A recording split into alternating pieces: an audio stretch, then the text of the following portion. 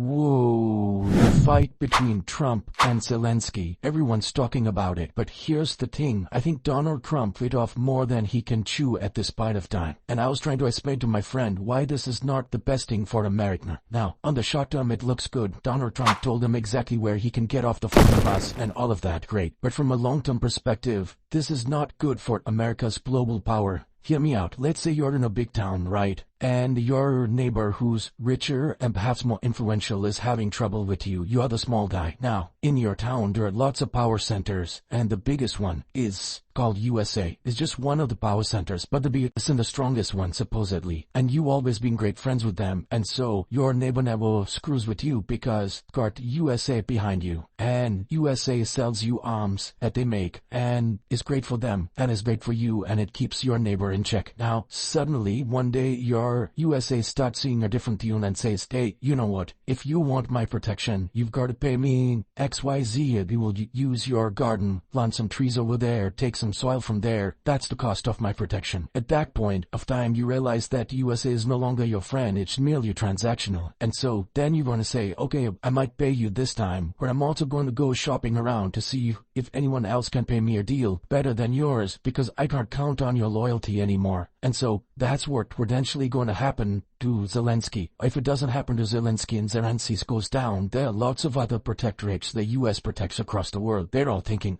like, what's the point of hoping this guy will come true? He's going to ask me for money. I might as well shop around, see if China might be interested, try and find out if someone in EU might be interested, or just go to Putin and just say, hey boss, I look at your protection. This, what Donald Trump and Vance did, is terribly debilitating for America's power, and I think Americans don't understand exactly how much they stand to gain from being the world's biggest power that is most respected. Once that goes away, the US dollar decline is inevitable.